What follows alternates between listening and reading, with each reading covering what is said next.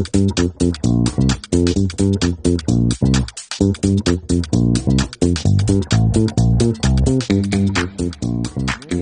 94 eu conheci o Aritana na casa do Orlando Vilas Boas. E aí eu vou lá, fuçando nas histórias, né? E o Djaula Pitt, eles quase desaparecem na metade do século XX. Mas o primeiro relato sobre eles é do Carl von der Stein, do século XIX. Os Vilas Boas, quando ficam sabendo, eles vão, chegam os Vilas Boas no Xingu em 42, que eles atingem o Xingu, lá nos Calapalo. E aí eles falam eles perguntam para os Calapalo, quem são os Djaula Pitt? Carl von der Stein dizia que era um povo que iria desaparecer, que era uma comunidade muito pequenininha, que eles iam desaparecer em breve. Porque eles iam acabar vivendo nos outros grupos, né, dividindo. E aí o que acontece é mais ou menos isso. Os Vilas, quando chegam lá no Calapalo, depois Cuicura, eles conhecem Paru, que eram o Djaula Pitt. E aí ele junta outros e vai juntando no decorrer da vida, né? Ele consegue juntar os últimos 26 Djaula Pitt, entre homens e mulheres. O primeiro homem que nasce, isso já nos anos 50, é Aritana. Os Djaula Pitt hoje são 500 e quase 600. Não fossem os Vilas Boas juntarem, eles teriam desaparecido. Desaparece uma língua, desaparece uma história. Aritana morreu na Covid, né? Na minha maneira de ver, ele foi assassinado, porque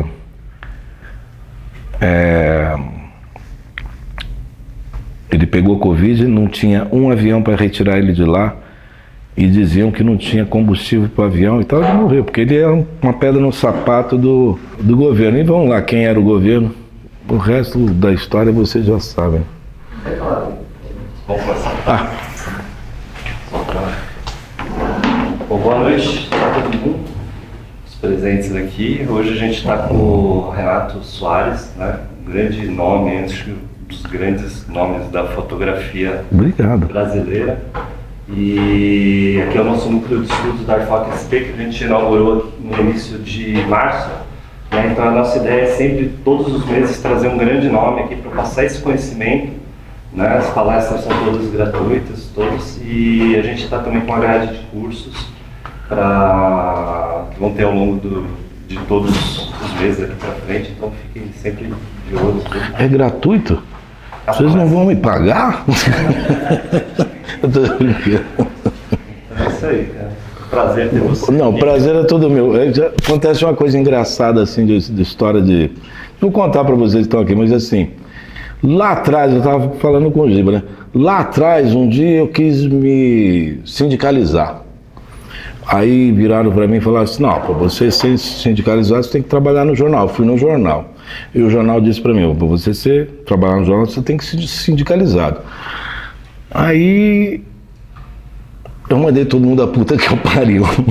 Bom, aí passa muitos anos. Aí um dia eles me convidaram. Eu falei assim, não, eu aceito, mas eu tenho que trabalhar no jornal, tenho que provar que eu sou fotógrafo. Eles falam, não, você é o Renato Soares. Eu falei, tudo bem.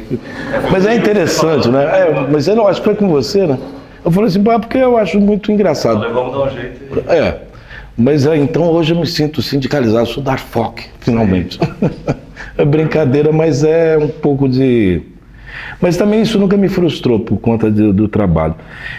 Aqui vai apagar essas luzes, não? Podemos. Essas daqui? Essa daqui. É porque fica mais... Para passar as fotos. Então é assim, como é que você... É assim, ó, eu vou começar contando umas histórias relacionadas ao... Não sei o que vocês querem escutar, eu nunca sei o que as pessoas querem escutar. Lá entre os anos 80, aliás, nos anos 80 eu conheci, bem no início dos anos 80, final dos anos 70, início dos anos 80, eu conheci o sertanista Orlando Vilas Boas. E travei uma grande amizade com ele que durou até o fim da vida dele, que foi os últimos 20 anos de vida dele. E o Orlando, ele me levou para aquilo que eu queria, a fotografia indigenista. E tinha umas coisas engraçadas, ele era uma figura muito interessante. E o grande esporte da vida dele, nos últimos anos da vida dele era contar a história.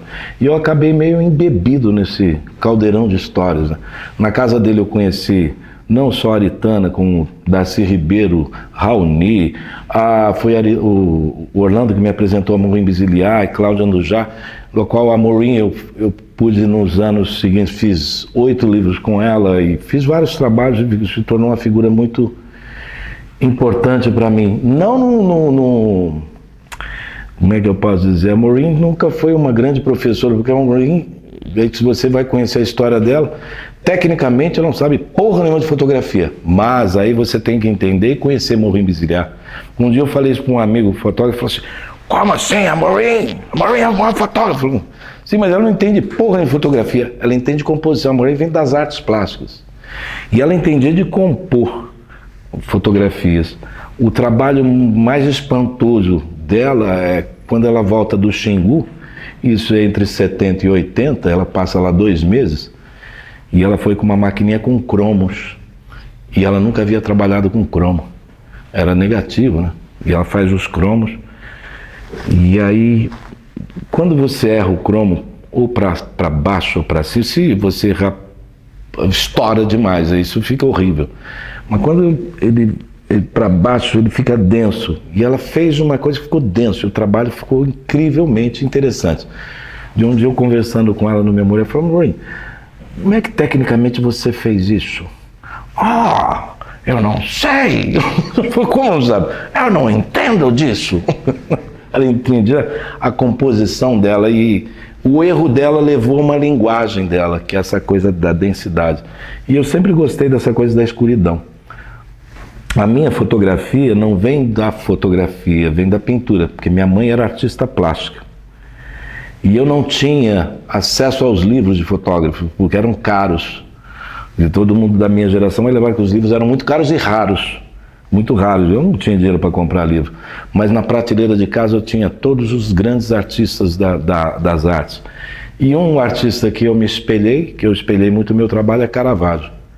Mas agora vamos começar aqui Isso aqui é o ritual das Yamaricumã, lá no Alto Xingu. Antropologia visual. Um dia eu encontro com o pessoal da USP e a gente começa a falar de fotografia e eles disseram: você trabalha na linha da antropologia visual. Antropologia visual, o estudo do homem através da imagem. Eu fiz um artigo uma vez que eu até brinco com isso, né? Que é um texto meio pesado. O estudo do homem através da imagem vem de tempos imemoriais, onde nossos ancestrais deixaram para a posteridade seus ícones, seus desenhos, sua caça, sua peça, suas festas circulares e todo tipo de informação que a gente vê nas paredes do tempo, né? Seriam eles os fotógrafos de outrora?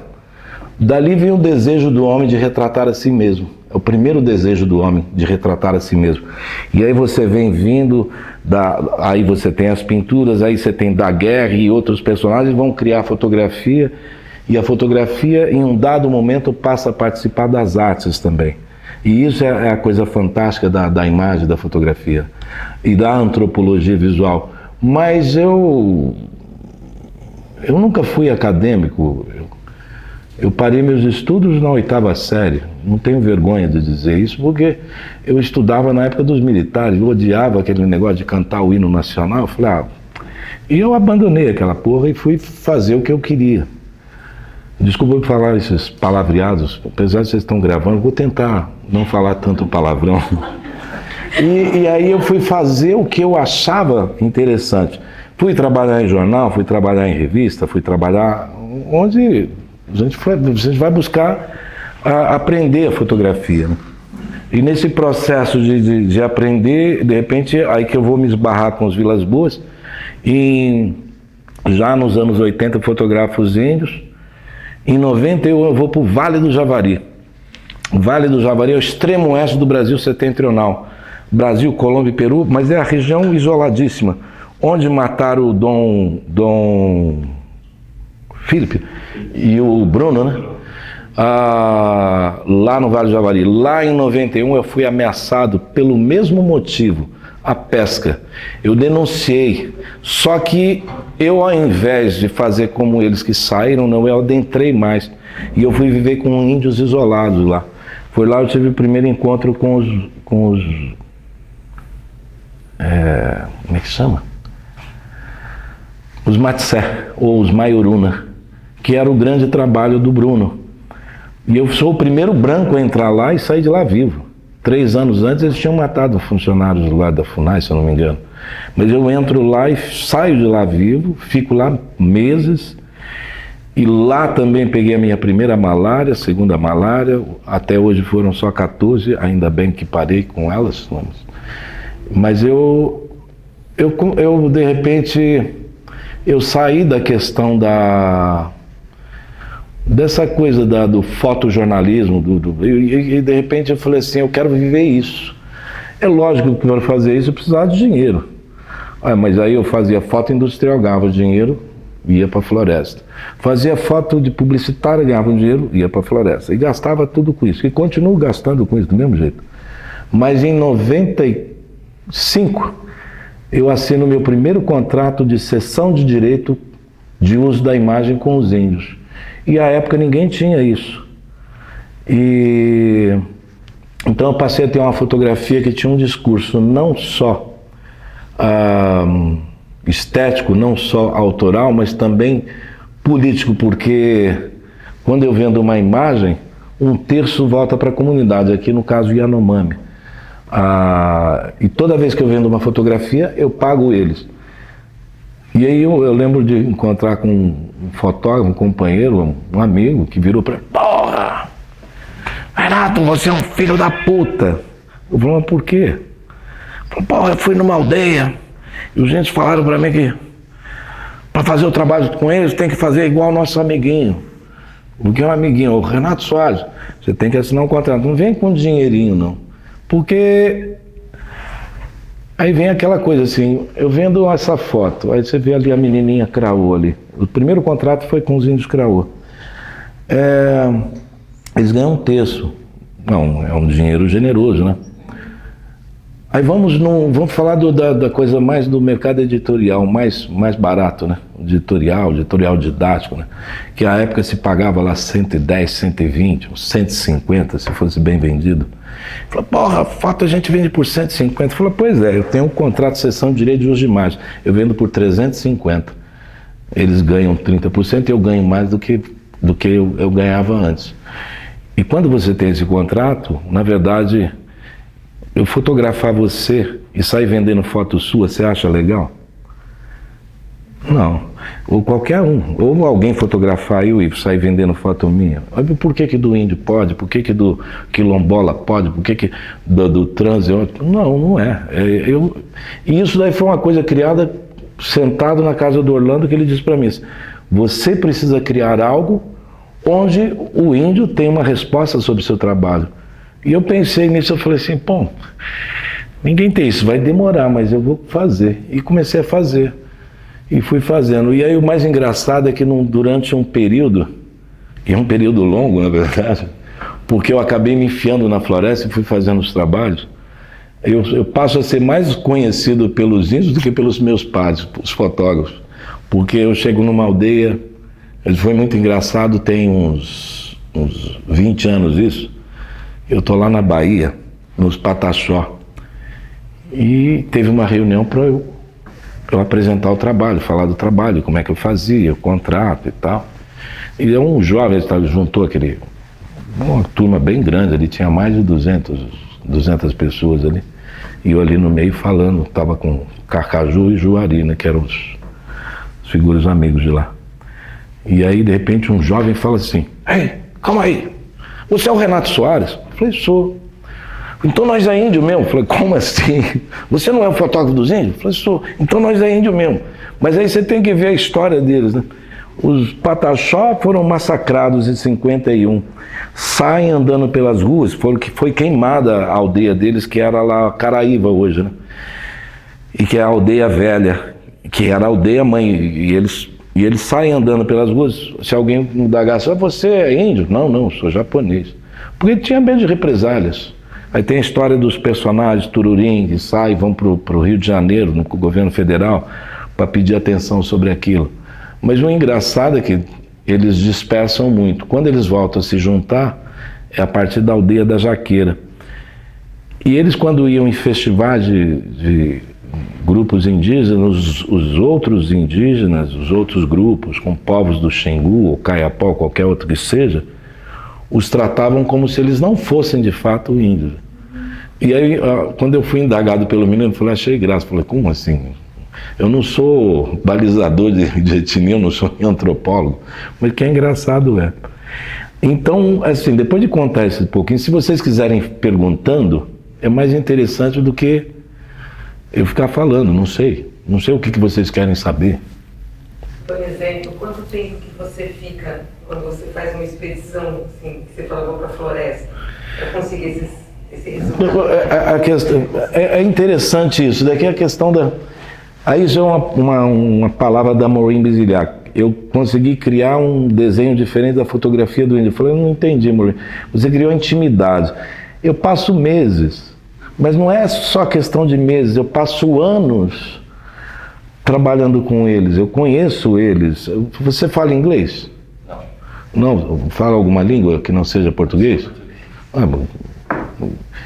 Alguém fala inglês? Mas todo mundo fala um pouco de inglês. Eu não falo inglês, não falo francês, castelhano eu entendo. Italiano a gente tem um pouco mais de entendimento, porque São Paulo fala muito italiano, apesar de eu ser mineiro. Mas eu me entendo bem nas línguas autóctones. Kayapó, que eu entendo muito, muito, e falo bastante. Tupi, Gê, Caribe, Aruac, Pano. O que eu fui fazer é criar intimidade. Vamos lá, Bororo. Certo? Nossa, agora é muita... Rio Negro, Dessana, o povo lá do Rio Negro.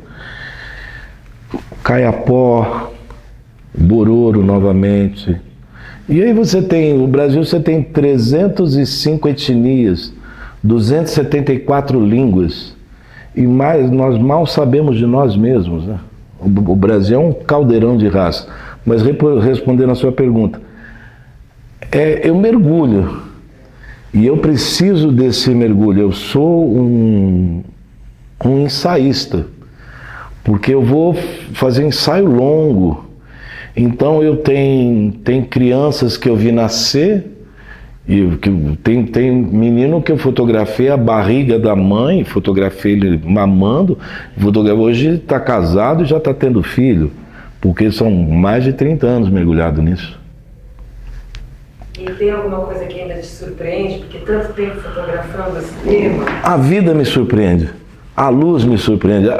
Quando nós não tivermos mais surpresa com a vida, porque nós já deixamos de viver. Eu gosto muito de uma frase do Guimarães Rosa, que se complementa com outra frase do próprio Guimarães, né? O que a vida quer da gente é coragem. Viver é perigoso, carece coragem. E eu levo muito isso para mim, muito inteiramente para mim, e eu gosto de me surpreender com tudo, mas é engraçado porque quando você vai fotografar, eu lembro de uma amiga minha, Margarida Guadê, nós lá nos Índios Craô, isso em 96 por ali, e a gente estava andando num campo, de repente um veado campeiro tinha um alagado, ele levantou a cabeça, assim, uma galhada. E aí eu com uma 300, eu fui fazer assim, ela falou assim, quando ela viu, e eu saiu pulando, né? Aí eu olhei para ela e falei, porra. Aí ela falou, mas você não sente? Eu falei, não, eu sinto. Mas quando a gente está fotografando, a gente tem que pegar todos os sentimentos e colocar dentro de um buraquinho, dentro de uma caixinha preta. Porque é isso, a fotografia é isso, é pegar todos os seus sentimentos e colocar ali, fazer com que as pessoas sintam esse sentimento naquilo que você está mostrando. E isso é muito difícil, é muito complicado, é muito delicado. Essa menininha aqui, isso eu fotografei o ano passado. Aí tá ali a família, aí eu sentei, e ela tá ali, ela tá vindo na beiradinha assim, Fizeram de gatinha, assim, né? A água rasinha, mas ela tá vindo assim, né? Essa coisinha linda. E eu olhei e falei, ela vai passar aqui. Eu peguei a máquina aqui, deitei e fiquei esperando. E eu nem olhei para ela. Quando ela chegou aqui, ela estava olhando para o outro lado. Eu fiz assim. Ela olhou, clique. Aí eu falei, perfeito. E fiz uma sequência. Mas eu gostei dessa. Não fiz 500 fotos, fiz 4, 5 fotos. Mas a questão toda é um olhar, um sentimento, uma coisa. Então você tem que esperar aquele momento para isso. Esse menino aqui, ele rindo assim, é o filho do Acari. Nós estávamos pescando. E eu estou todo pintado de vermelho também, porque tem muito mosquito e o sol. O urucum, ele protege a pele. Eu olhei e falei, vai todo mundo pintar, então eu vou me pintar. E minha máquina é cheia de manchas de urucum, é normal. O externo da máquina não me importa. O pai dele falou uma bobagem para ele. Eu não vou falar o que ele falou, porque é bobagem mesmo. E ele, ele não está rindo para mim, está rindo da bobagem que o pai dele falou. Ele estava contando história, e ele falou uma merda lá qualquer, e eu fotografei. E eu achei tão interessante o sorriso dele. E esse azul da água ali, falei, pô, que lindo. São momentos. Isso é o irmão dele, que é o... como é que é o nome dele? Aquele lá é o Arrula. E esse daqui é o Pembe. Esse menininho aí, ele tá dessa altura aqui. Ele fala assim, os índios são pequenininhos. Porra nenhuma, os índios são grandes, depende dos grupos. Mas esse menininho aí hoje tá dessa altura aqui. Falei, pô, magrelão, vai ficar forte ainda. Mas nós entramos nessa área com vegetação fechada, paramos ali, mas de repente eu olho assim, aí você vê que tem uma mãozinha ali que não é dele, é do outro irmão que está atrás. Mas ele está me olhando ali com a cara meio de bravo. Na verdade ele está só me olhando, hein? São fotografias que vão acontecendo. E essas daí são de 2012, 2013, se eu não me engano. Aí estão os três. Qual é a sensação, Renato, que você tem, assim, fotografando há tanto tempo, e tudo que tem acontecido com os povos originários e as florestas devastadas, você sente o que, assim, que eles estão mais tristes, que eles estão mais tentando se proteger, ou que não, que tem essa alegria que você consegue passar nas imagens? Deixa eu te contar uma coisa, assim, esse negócio do índio triste. O índio triste é uma visão nossa.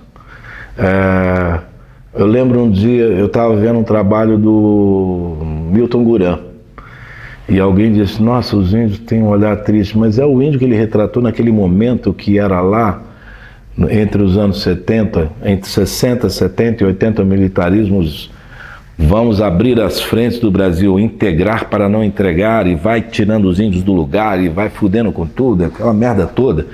E qualquer povo que você fosse fotografar ali, era uma tristeza imensa. Mas eles não são tristes, nunca foram tristes. Ah, o índio é triste. Não é tudo de jeito nenhum.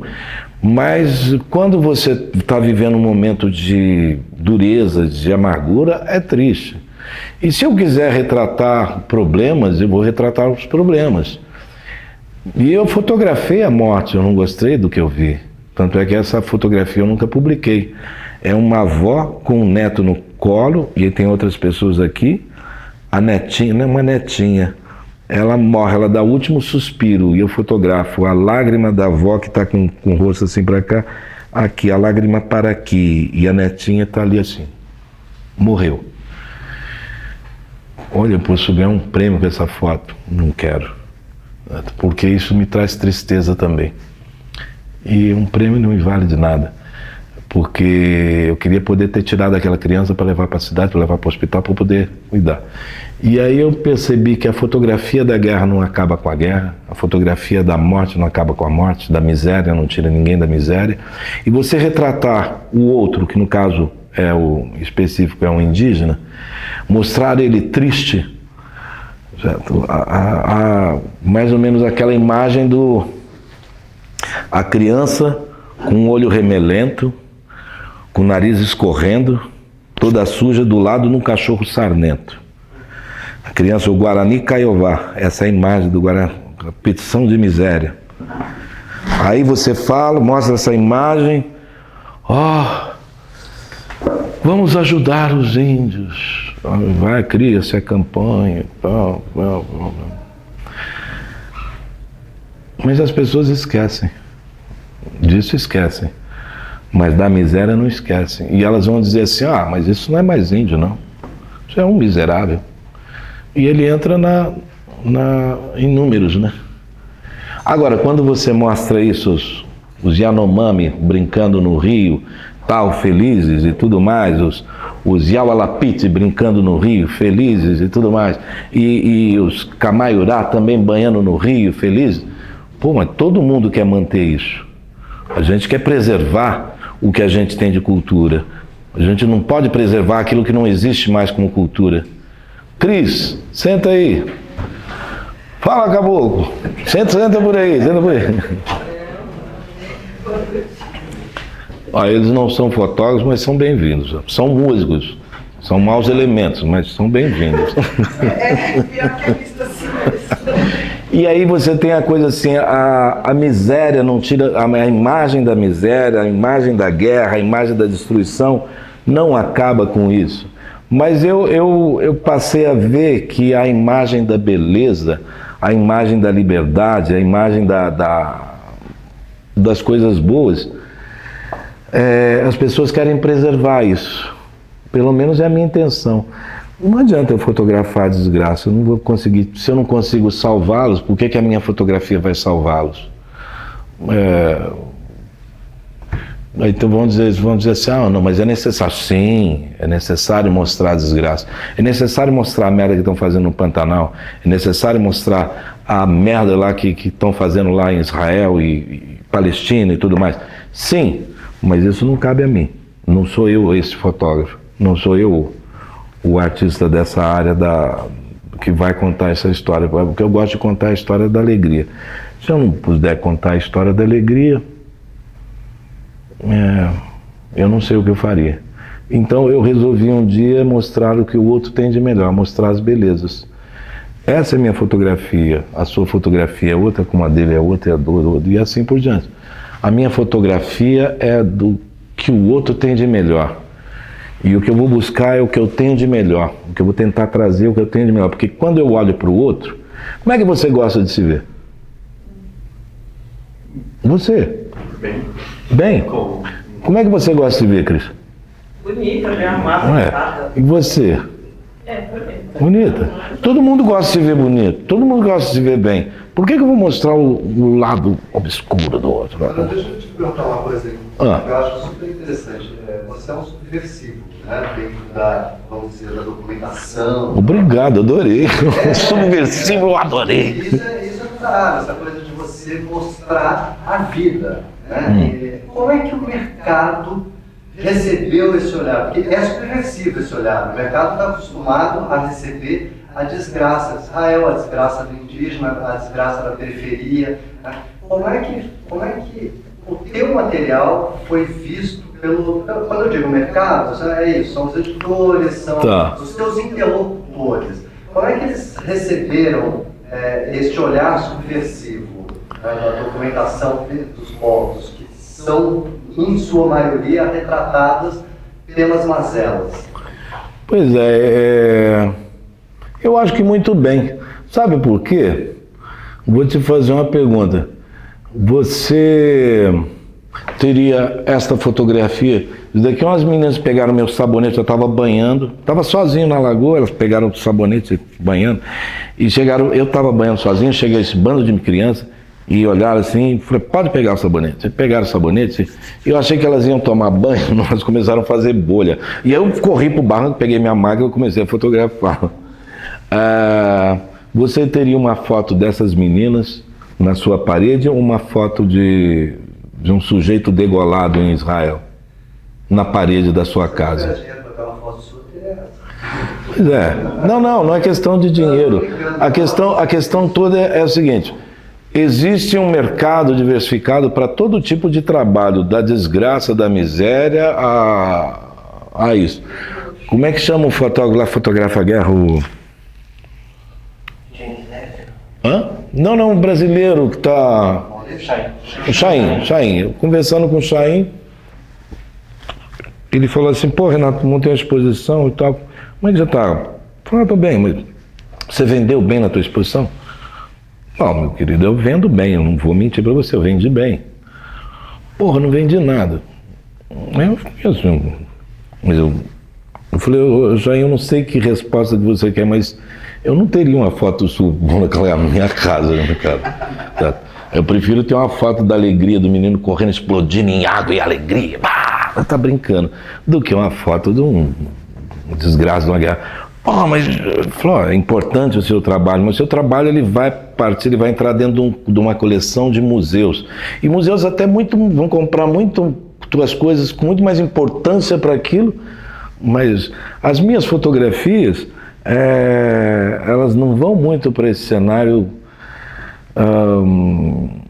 dessa história da humanidade, vão para outro cenário. É o menininho ali brincando de pegar peixinho, o outro ali pulando na água, o outro está brincando com ele, as crianças que tomam a canoa e pegam e saem remando, pescando peixe, imitando os adultos e tal. É uma outra história. É complicado isso, porque eu defendo a beleza. É necessário também fotografar a dureza? Mas eu não vou fazer isso. Porque quando eu fiz isso, eu não gostei. Aquilo me levou à tristeza. E aí, como eu sempre falo, eu não gosto da tristeza, eu não gosto da desgraça. Se eu ver alguém passando mal, é capaz de vamos lá numa situação, tem alguém se afogando, você está com a máquina, eu jogo a máquina e se eu sei nadar, eu vou pular e vou resgatar a pessoa. E eu já fiz isso, não no caso nadando, é uma outra situação. Porque eu não consigo, não está dentro do meu cérebro a capacidade de...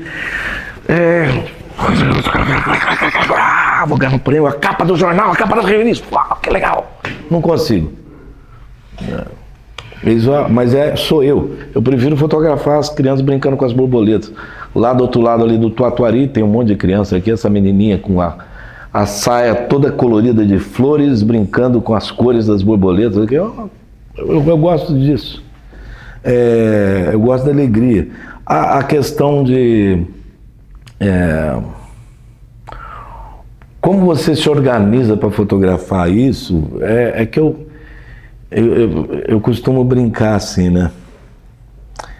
Eu tento me antecipar às coisas que vão acontecer. Mas como é que você se antecipa se você não sabe o que vai acontecer? Você sabe o que vai acontecer, alguma coisa vai acontecer, mas nós somos fotógrafos, com experiência, você sabe que vai acontecer alguma coisa, você só espera um momento e fica ali esperando, isso vai acontecer, em algum momento acontece. A dança das borboletas, a menininha está lá com o irmãozinho no colo, o outro está aqui correndo, e as borboletas estão ali. Mas para juntar esse monte de borboleta, isso é facinho. Você levanta lá, faz um xixi ali na areia, espera as borboletas juntar. De repente começa a correr um monte de criança ali, você bate o pé no chão, as borboletas voam e você fotografa. Mas eu fiz essa foto assim. Mas eu falo, mas que filho da puta, fez xixi na areia? Fiz. Qual o problema? A fotografia é mais interessante do que a história do xixi e tudo mais. A fotografia ficou bonita, né? Mas é verdade, eu não estou brincando. Essa fotografia aconteceu dessa forma. Esta fotografia, as meninas estavam correndo atrás dos meninos, porque os meninos não podiam entrar na água, porque esse é o final do ritual da Iamuricumã. E os meninos não podem entrar na água, a água é só das mulheres. Eu estava liberado para entrar porque eu estou fotografando, eu fiz um acordo com as mulheres. E estou ali retratando. E quando eu vi elas correndo, que eu estava fotografando, olhando para cá, de repente eu olho e falo, o que está acontecendo? As meninas pegavam areia e jogavam nos meninos, os meninos corriam para lá. De repente elas voltavam correndo. E aí eu vi uma cena que podia acontecer. E aí eu acompanhei. São cenas que vão acontecendo. Acontece, você tem que estar no lugar certo, na hora certa e brincar. A fotografia é uma brincadeira. A brincadeira você estar ali com uma senhora séria, com aquela cara de brava, em Yanomami, com os brincos, de repente você fala uma bobagem para ela sorrir. Então, tem uma coisa simples de brincar com sei lá, com sentimentos, né? Eu gosto das brincadeiras desses. Esse pajé aqui, tá vendo o nariz dele? Eles estavam cheirando Yokuana. Yokuana é uma droga poderosa lá dos Yanomami, onde os pajés vão entrar no mundo dos espíritos, né? Dos Shapiri. E depois eles vão dançar no pátio, porque lá do alto da montanha os espíritos vão descer e eles vão dançar com eles no pátio da aldeia. Já é uma coisa louca, tá? Eu tenho que conhecer a história antes de começar a fotografar. E eu conheço. Mas de repente eu fui lá e ele pegou e aqui no meu nariz, depois no outro, e aí ele me olhou com um olhar de cumplicidade. Eu sentei, peguei a máquina e tal, e fiquei olhando, e fotografei. Ele está me olhando com um olhar de interessante, de cumplicidade, porque eu estou participando daquilo. Eu simplesmente estar lá é uma coisa, mas eu estar lá com eles é outra. E isso é que é o bacana. E aí, não sei, é questão de estética, cada um tem um jeito de ver e olhar e brincar com a imagem. Mas vocês podem perguntar, vocês estão muito calados. E como que você decide para que aldeia ou que tribo, ou como que você se pauta? Assim? Não, eles me convidam. Eu estou indo agora para os Cuicuro, saio do Xingu, vou até o Zenauê-Nenauê, que é noroeste do Mato Grosso. No Zenauê eu vou até os Ariquibates e vou até a Terra do Meio me encontrar com os Canha-Carore. Se tudo der certo, mas isso também pode mudar. Aí eu volto ao Xingu, aí vou lá para os Yaulapiti e Calapalo, reencontro os Cuicuro, os Uaurá, Menaco e tal, e todas as famílias lá que eu trabalho com eles há muitos anos. Todo ano. Mas eu faço isso a minha vida inteira. Cara, eu passei assim, um pouco mais de 20 anos indo todo ano. Os últimos anos que eu falhei foi quando veio a Covid, 20, 21 e 22. 22 eu voltei, já depois de vacinado e tal, mas 20, 21, eu não podia ir, não tem como ir. Não tem lógica eu ir lá. E aí você tem as histórias, essas pinturas, eu gosto das formas, gosto do desenho, das cores. Eu também gosto do preto e branco. Fiz duas, mostrei duas dessas. É erro meu, mas tudo bem. Você pode contar um pouco da tua experiência com os irmãos Vilas Boas, como você conheceu eles? Então, o Orlando... E se você já fotografava nessa época, você observava? Não, já fotografava. O Orlando é o seguinte, eu estou num jornal de bairro. Eu trabalhava com uma outra coisa. Alguém conhece o Kim Irsen? É um fotógrafo. O Kim vira para mim, me liga e falou: Renato, vai ter um evento, um evento no Jockey Club de um ceramista e tal, lá do Pará, certo? E eu preciso de alguém para fazer a cobertura. E ele me pautou. Falei, eu fui, né? Jovem fotógrafo. Ele falou, mas só que você tem que fotografar um personagem que vai estar lá, que é o Orlando Vilas Boas. O Orlando Vilas Boas, eu lia, a primeira vez que eu tive contato com os Vilas Boas foi no porão do sítio onde eu moro hoje, que era a casa do meu avô. Tinha um baú e tinha uma prateleira cheia de livros, eu puxo lá e tinha as revistas Cruzeiro, Realidade e tal, e tinha os livros do Rondon e tinha um livro lá que tinha os Vilas Boas. E eu adorei aquilo, eu falei, nossa, eu era menino total, e eu gostava de ficar lendo aquelas coisas, vendo fotografias e viajando naquele mundo. Eu falei, puta que... E aí quando ele fala Vilas Boas, ela voa, eu falo, Orlando Vilas Boas. E aí eu chego, eu devia ter uns 10 filmes, eu fotografei todo mundo, a festa toda, e aí o Orlando, e fiquei seguindo ele. Ei, menino, você tanto fotografa? Eu falei, você é Orlando Vilas Boas. Aí começamos a conversar, porque ele falou, falta de criatividade, né? Falou, falta de criatividade, mas você continua sendo Orlando Vilas Boas e eu fui pautado para fotografar você. Falou, E começamos a conversar, falei, eu já estive com os Guarani, estive na Chapada dos Guimarães com os Chavantes, é mesmo? Pô. Aí começa a conversar. E aí ele fez uma grande besteira. Ele virou e falou assim, Marina, a Marina é a esposa dele, a Marina Vilas Boas. Ainda está viva, ela é uma queridíssima. Marina, dá o telefone lá de casa para esse menino. E aí, eu nunca mais saí de lá. Não, eu nunca mais saí de lá mesmo. E às vezes ele me ligava, o que você está fazendo? Falando, o que você quer? Eu respondia, eu falava, estou ocupado. Se eu tivesse ocupado, eu largava tudo, ia para lá. O que você está precisando? Falava, vem para cá. Aí eu ia para lá. Numa dessas vezes eu conheci o Raoni, conheci Darcy, conheci isso, conheci aquilo. Eu fui conhecendo pessoas. Maureen, e outras tantas figuras. O Orlando era uma figura generosa. Eu costumo brincar com isso, mas já é um negócio que aconteceu, né? Que lá atrás não tinha nem... Não dava muita... Vou lá assim, Orlando é uma figura, né? Mas aí... Ele tinha uma coisa de fazer predições. E ele diz assim, você vai se tornar o maior fotógrafo do indigenismo do Brasil. Flávio, você tá doido? Era um menino, tinha ido em poucas aldeias, mas já tinha uma experiência. E ali, na verdade, eu peguei uma grande experiência das coisas que ele me contava.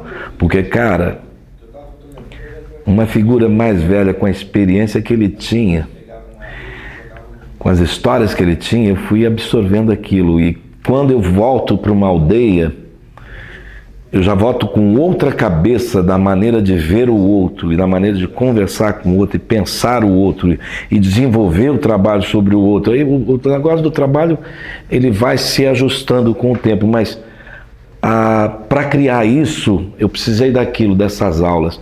E o Orlando foi meu grande mentor. Eu não sei se eu sou o maior fotógrafo do indigenismo, mas eu sei que eu sou o primeiro fotógrafo indigenista. Indigenista porque eu trabalho só com índio. E já estive em mais de 100 grupos indígenas, bem mais. E talvez eu seja o fotógrafo mais importante hoje na questão indígena, mas isso é uma bobagem. Porque não importa o hoje, importa o que você vai fotografar amanhã e depois. É que, em detrimento, eu tenho vários companheiros com trabalhos incríveis, mas é que tem gente que fotografa uma aldeia indígena hoje, amanhã ele vai fotografar uma indústria, então depois vai fotografar a política em Brasília. Não, eu só fotografo isso. E por isso que talvez tenha essa carga emocional, essa questão da amizade, de conhecer as pessoas, de ver o sorriso. Esse daqui nós estávamos construindo a canoa da casca do Jatobá. E ele está olhando a canoa nascendo. Fazia mais de 50 anos que ninguém fazia aquilo. E eu enchi tanto o saco da Aritana, falei, a gente precisa fazer. Não existe mais Aritana, a gente precisa recuperar isso. Porque quando a gente recupera isso, também recupera outras coisas, outras histórias e outros ritos. E em 2017 nós fizemos a canoa da casca do Jatobá. Isso foi do caralho. E são amigos, são figuras que me olham com franqueza, sem... Ele não está ali preocupado, ele não está preocupado se eu estou olhando a bunda dele, se eu estou vendo a pintura que ele está fazendo. Não, estão ali, eu estou ali vivendo com eles. É essa dinâmica que eu criei de na verdade, o outro me ver como um igual. Porque diferente de muita gente falar assim, o índio ele é como uma criança. Porra nenhuma, ele é um ser humano como outro qualquer, tem os seus desejos, tem as suas vaidades, tem a sua generosidade, como também tem seu egoísmo. É um ser humano como outro qualquer. Uma diferença é que a criatura que não tem um pensamento do acúmulo de riqueza. Você tem que entender o outro, ver o outro e perceber essas coisas. O Aritana um dia virou para mim e falou assim, o Araio é uma brincadeira que eles falam, Araio é índio bravo. Eles me chamam de Araio lá no Giaualapiti e em outros lugares. Eu falei, Araio, você tem que vir para cá e não trazer nada, Renato. Eu falei, não, nada. Vem só com roupa do corpo, vai viver aqui muito tempo. Eu falei, tá bom. No ano seguinte eu fui. E não levei nada, não levei nem bolachinha, não levei porra, não, eu levei café. Café eu levei. Mas não levei nada. Aí eu chego no porto, mas não avisei ninguém. De repente a Aritana viu. Você. Falou, ei, Mambi, como é que tá? Pá, abraço. E aí ele olha, cadê? Ele falou, o quê? As coisas? Bom, não trouxe nada. Não. E café? A café eu trouxe. Porque todo mundo gosta de café. Eu também, falou, café eu trouxe. E açúcar? Falou, açúcar eu não trouxe, não gosto de açúcar. Não, tudo bem. A João te adoça com mel. Falou, vocês já estão puro. E aí vai viver a vida do araio. Eu saía, ia pescar. Caçar não, porque eles não... Os povos do Alto Xingu, a proteína é o peixe. Eles não são caçadores. Caçam também macaco e algumas aves, mas esse é um período só. Mas o cotidiano é o peixe, a proteína é o peixe. Mas frutas de lá e a base é mandioca, mas o peixe é o cotidiano. Então a gente saía para pescar muito, pescar, vamos pescar. E eu gosto de pescar, gosto de sair com eles, tá? Mas teve um dia que a gente estava terminando de cobrir a casa de Macauana e escuta a queixada no mato, na roça de mandioca do Tumim. E a queixada faz aquele barulho, tac, tac, tac, tac, bate o queixo, né? E a gente escuta aquilo, o Tumim pega uma espingarda e sai correndo, porque ela é inimiga, vai acabar com a minha roça. Mas eles não comem a queixada. E foi lá, escuto, tem uns 3, 4 tiros lá. Aí ele volta todo feliz, porra, acertei 2. Falando na língua, falei, e onde tá? Pô, já estava 3 meses só comendo peixe, eu queria comer carne. Aí eu já estava no meu estado carnívoro. Falei, onde tá? Falei, tá lá na trilha, Renato. Falei, mas você que caçou, posso pegar? Ele olhou assim, pode? Você é doido? Falei, eu sou doido, e fui. Achei uma queixada bonita, cara. Devia ter uns 30, 40 quilos. Peguei ela, arrastei, amarrei uma corda, pendurei numa árvore, voltei na casa da Aritana, já lá no fundo da casa da Aritana, peguei uma faca boa, uma bacia, fui lá e carneei. Aí você vai falar, pô, mas você foi carnear? Falou, bom, meu avô tinha matadouro, tinha açougue, eu cresci vendo isso e eu já cacei e eu sei mexer com essas coisas. Então só ataiando. Aí fui lá e limpei, tirei o couro, falei, bom, não tem fogo para sapecar, senão eu ia fazer um torresminho, né? Mas a queixada é diferente, é um couro grosso, não é como a pele do porco. Mas tirei e tal, carnei, falei, só tem eu, ninguém come carne aqui e tal. Peguei os pedaços melhores, peguei os miúdos que eu gosto, o resto eu descartei por urubu, tá ok. E aí salguei, limão, eu tinha um pezinho de limão, lá escrito limão. Lá em Minas a gente chama de limão capeta, limãozinho vermelhinho, falou, isso é bom. Limão, pimenta, sal, tal. Deixei a carne descansando, fiz um braseiro, moqueei e fiquei moqueando a carne. Aquele cheiro invadiu a aldeia. Churrasco, né? De repente tem uns jovens que aparecem assim, fica ali tudo em volta, começa a brincar com arco e flecha, brincadeira de luta e tal. Eu fiquei olhando assim, o que vocês estão fazendo aqui? Não, tá sentindo um cheiro bom aí, Ana. Falou, mas vocês não comem? Falou, não, a gente não faz, mas a gente come. Falou, puta que pariu. Eu pensei que ia moquear a carne, ia comer uma semana, 2, não durou 2 dias, não tinha mais nada, acabou tudo. No segundo dia já não tinha mais. Ainda guardei um pernilzinho, mas aí chegou um outro de viagem. Ô Renato, falou que você tem? Falou, vamos lá, esquentou. Comer acabou. Comer pelo menos eu passei 2 dias comendo carne. Voltamos ao peixe, né? Tudo bem. O Vale do Javari, 1998, é uma expedição muito engraçada. Porque é a primeira grande expedição da minha vida. Eu vou lá pro Vale do Javari e falei, cara, o meu tio-avô era padre franciscano. E ele me convida para fazer, e eu montei um projeto chamado Missão Franciscana na Amazônia.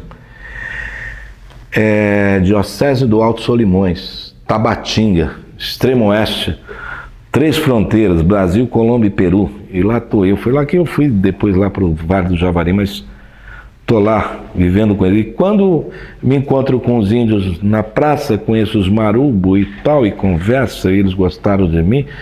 E aí eu vou e converso com o bispo da diocese, Dom Alcimar Caldas Magalhães, e a diocese resolveu financiar um trabalho meu, mas quem patrocina é a Amico Fratelli Índio, um grupo lá de Assis, Perugia. Porra, vamos... expedição? É comigo mesmo, vamos embora. Mas era a minha primeira grande expedição. Essa que eu fui viver lá com os índios isolados.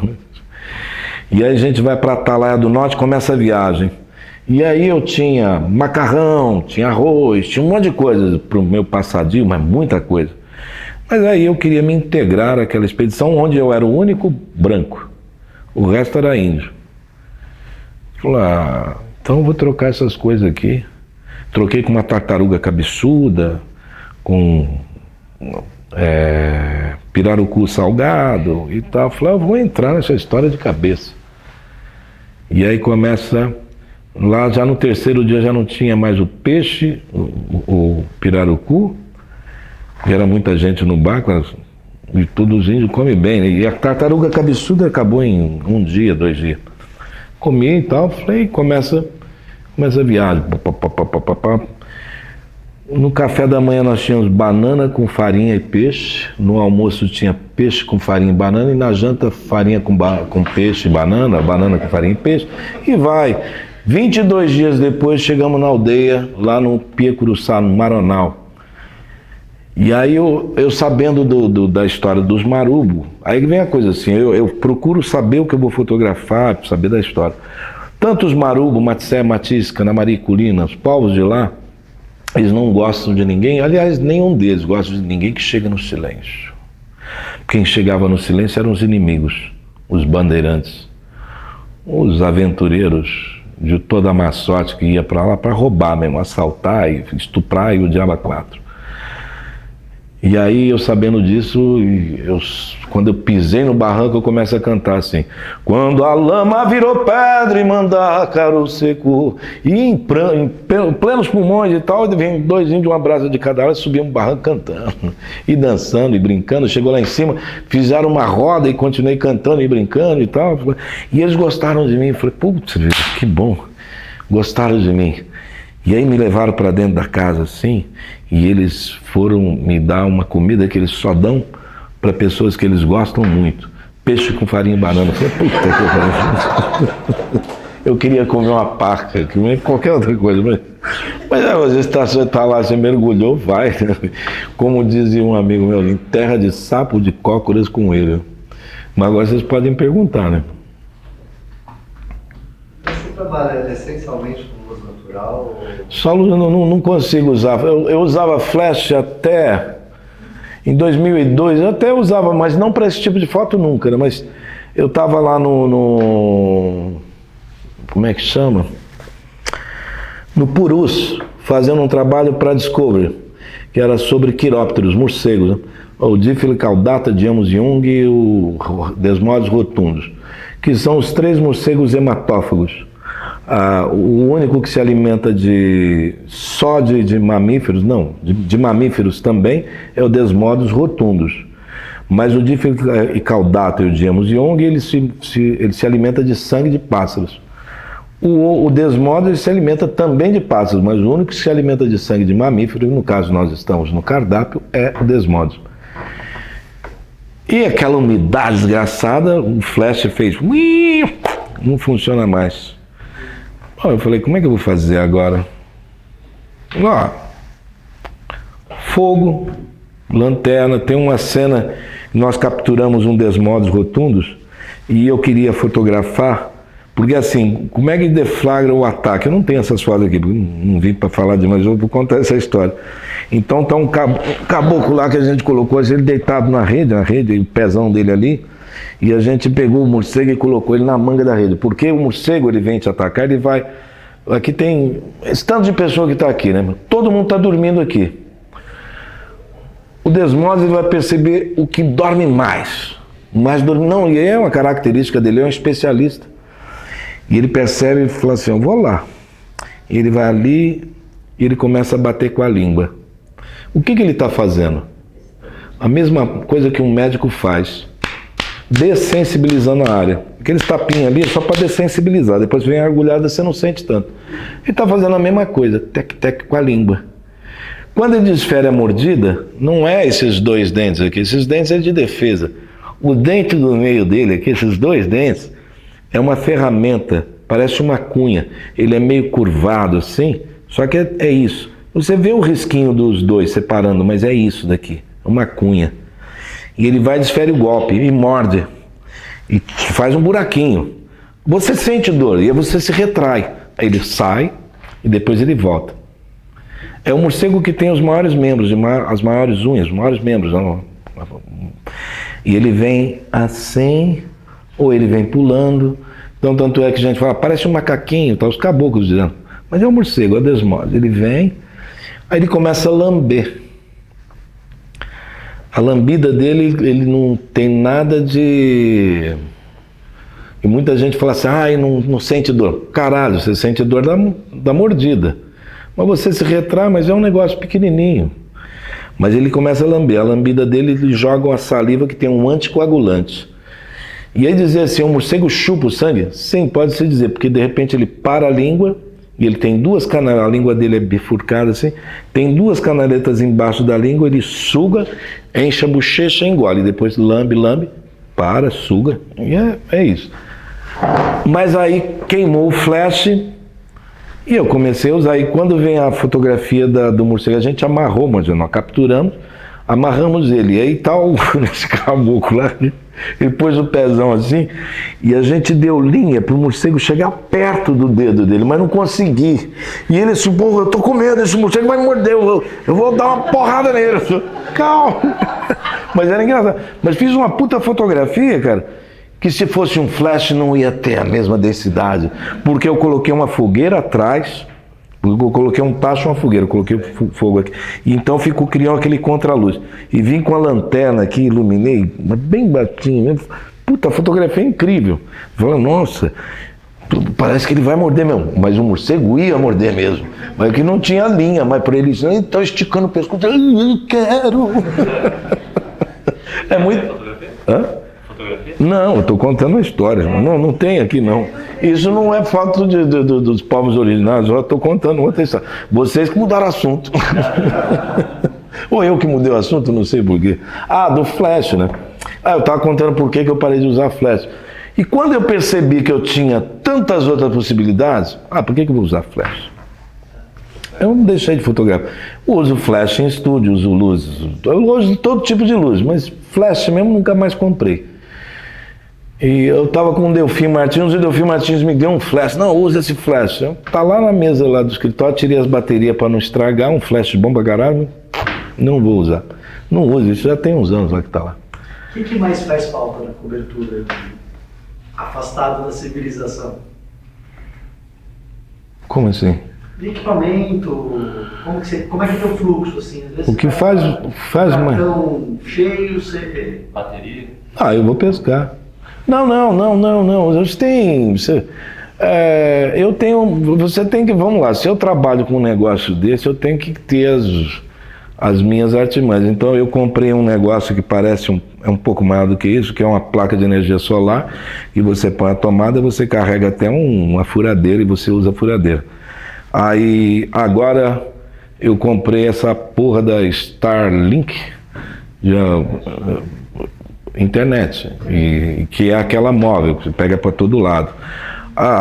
É um saco, certo? É um saco porque você tem que carregar essas coisas. Mas eu tenho um carro que carrega, eu não carrego porra nenhuma. E um dia falaram assim, mas você não precisa de assistente? Eu falei, não, tem os índios lá que trabalham comigo, eu dou aula para eles, eles são meus assistentes e são meus alunos também. E eu pago eles também, mas também aprendo a fotografar. Eu montei uma exposição lá no Instituto Rouanet, lá em Tiradentes agora, e tem o Piratá, o Aurá, que é um aluno meu e está lá, a exposição dele. E ele já montou, tem fotos dele inclusive no IMS, no Instituto Moreira Salles. E tem outros. Eu estou contando isso porque alguém pode dizer assim, você não precisa de um assistente, eu vou evitar essa situação, eu tenho meus assistentes. Não, mas é sério. Eles também gostam da imagem. Como nós gostamos, não é aquela a fotografia rouba-alma. Os caiapós chamam a fotografia de mecaron, no Alto Xingu chamado de mamaé. e todas essas palavras e tantas outras que vão ter em várias etnias, quer dizer espírito. Mecaron é espírito. Mamaé é espírito. Tudo que tem vida tem o seu mamaé. Das águas que correm, o vento que sopra, e os pássaros, os bichos, tudo. E nós, mamaé. Mas a fotografia também é mamaé. Mas roubou tua alma? Não, mamaé. Ó, a fotografia é lá do espírito dele, mas não é ele. É interessante, né? E aí tem essa coisa que a gente fala, não, porque a fotografia rouba. Isso é uma literatura ocidental totalmente idiota. Os Yanomami. Mas aí isso é interessante. Que também é o Shori, né? O Shori é o outro. Então eu fotografei os Yanomami, fotografei o Gerôncio. Você fala que nome estranho para um Yanomami, né? Gerôncio, José, Antônio, Pedro. Os Yanomami têm esses nomes para nós. Porque Yanomami não fala o nome dele, muito menos para nós. Porque quando você fala o nome dele, você quer que ele morra. Então eles não falam o nome dele. Por isso eles colocam o nome. Como é que é teu nome? Eu sou o Davi, o Copenaua, por exemplo. Copenaua é o nome da família. Mas Copenaua é o nome da família, mas não é o nome dele. O nome dele mesmo ele não pronuncia. Mas aí você fotografa eles, os Yanomami. E aí um dia me ligou o pajé Gerôncio, o cacique. Ele falou assim, meu amigo, falou, Chorimã, tal, vai, cumprimenta, conversa, falou, agora tem que sumir com foto do papai. O papai morreu. O pai dele tinha morrido. Então eu não posso mais publicar a foto do pai dele, não posso mais vender foto do pai dele, e as fotos do pai dele são incríveis. Mas aqui vocês não viram nenhuma delas, porque eu não estou mais usando. E não posso. Porque é uma regra deles. Você vai ver quando o Davi Copenaua se for, aí vai virar aquela coisa, né? E eles vão exigir que suma, mas como é que vai sumir a fotografia de uma figura tão importante, né? Que se tornou o Davi? Mas isso são os Yanomami. Os Yanomami têm essa premissa, não pode mais usar foto dele. E essas fotos, se elas você disponibiliza num arquivo, tudo, você pede para retirar? Não, eu peço. Eu vou lá e falo, por exemplo, o único lugar que tem foto minha para vender, fora eu, é a Pulsar Imagens, lá com o Delfim. Mas eles não têm um acervo imenso. Mas quando morrem o Yanomami, eles me mandam, morreu fulano. Vou lá no acervo, lá no arquivo da Pulsar, Delfim, tirar essa, tá. Mas tem muita foto, né? Tirar essa porque não pode mais vender. Morreu mais um, mas a foto é linda. Tira a foto, Delfim. Não discute isso. Não tem jeito, é o pensamento deles, é isso, então tem que respeitar. E é engraçado, né? Mas é o que eu vou fazer. Aqui, por exemplo, eu estou mostrando, aqui o povo do Xingu não tem problema com isso não. Um dia eu estava lá na aldeia Iaualapiti, mas se juntou Iaualapiti, Camaiurá, Uaurá, Mená, agora é um Quarupi. E aí tem uma festa imensa, e tem a apresentação das meninas. E as mulheres reuniram e tinha outros fotógrafos que não era eu e falaram assim, não quer que fotografa. Aí fala assim, não quer que ele fotografa, não quer, não, ninguém pode fotografar. Aí eu falei assim, nem eu, você também não, Renato. Eu falei, então tá bom, não vou fotografar. Aí a Caiti vira e fala, acho que é Caiti. Eu falei assim, não, eu quero falar. Renato, quando a minha mamãe morreu, eu não conhecia a cara dela, eu era muito pequenininha. Depois, minha avó também morreu, também não conhecia a cara dela, muito pequenininha. Mas aí eu vi naquele livro da Morina, a Morina é Maureen Biziliar. Eu vi naquele livro da Morina foto da minha mamãe e da minha vovó. Então eu quero que fotografe eu, você vai fotografar eu, porque mais tarde a minha neta e a minha bisneta e o outro vai conhecer a minha cara. Eu falei, então tá bom. Não, então todo mundo pode fotografar. Porque aí eles perceberam, falaram, pô, calma lá, vai perder deixar de existir. A fotografia é a memória, a antropologia visual, vamos lá. Se você sabe muito da moda dos anos 50, dos anos 40, dos anos 30, através da fotografia. E assim, através de tudo. Uma das poucas cidades que você fotografa que é atemporal é Brasília. Porque Brasília foi criada a partir dos anos 60, Niemeyer lá com a turma, lá o humanista, né? Mas eu chamo, o Lúcio Costa, ele é mais para mim humanista do que urbanista. Mas Brasília é atemporal, não muda nada, né? Me chamaram para fazer um trabalho lá e eu comecei a fotografar. Eu pensei, mas como é que eu posso levar isso a um tempo, né? Aí eu comecei a fotografar com os carros do tempo, daquele tempo. Porque os carros mudam. Então você sabe que aquela fotografia é de 2024 para diante. Porque aquele carro ele começa a ter a partir de 2023, 2024. Então é para diante. O Fusquinha vai aparecer em algum lugar, mas aquele carro foi lançado naquele ano. Aí eu falei, eu consegui descobrir algumas coisas, porque a moda atual, desde vamos lá, do final dos anos 90 para cá, não mudou, né? Fica é muito parecido. Os anos 80 é um pouco mais engraçado, os anos 90 também, mas 2000 para cá, nós não mudamos muito na moda. Mas para trás, nos anos 80, aqueles blazer com aqueles ombrão assim, já é engraçado, mas você reconhece algumas coisas, né? Podem perguntar aí. Se vocês quiserem perguntar coisas da fotografia. Como foi sua primeira visita para uma aldeia? E se já foi para tirar foto? Ou se foi por algum outro motivo? A primeira visita tem muito tempo, mas aí eu fui para tirar foto. Eu nunca fiz outra coisa na minha vida. Eu tenho uma fotografia engraçada que é eu tinha 16, 17 anos quando eu tirei a minha carteira de trabalho. E eu nunca assinei minha carteira de trabalho, nem em jornal, nem em revista, nem em lugar nenhum. Porque eu decidi que eu ia fazer o meu trabalho sozinho. Mas quando eu visitei a aldeia, a minha intenção era fotografar, mas quando eu visito, a primeira intenção é conhecer. E a primeira intenção é que tenha uma reciprocidade. Porque eu já entrei em aldeia, que eu fui meio tratado de um jeito estranho, eu falei, então eu não vou fotografar e eu vou embora. E eu fui embora. Depois que eles souberam quem eu era, me ligaram, aí eu voltei. Certo? Mas naquele primeiro momento, eu não vou forçar a barra. Eu sou fulano. Eu não sou fulano nenhum, sou porra nenhuma. Sou como qualquer outro. Mas eu não vou dizer, eu sou importante porra nenhuma. Ninguém é importante para nada. Tudo se há uma importância no trabalho, é se há reciprocidade. Se você vai me tratar mal, eu vou embora. Eu não vou falar nomes de aldeias, mas teve uma aldeia que me tratou mal. Não a aldeia, uma pessoa da aldeia. Eu nunca mais voltei lá. Passado uns anos, esse grupo me encontrou, falou, Renato, a gente queria pedir desculpa. Falei, mas do quê? Falou, não, fulano maltratou você não voltou mais lá, a gente quer que você volte lá. Falei, não, eu volto, mas se eu for lá para ser maltratado, eu não volto não. Eu não estou fazendo nada, não fiz nada de errado. Ele quis me impor uma coisa, eu não aceito imposição.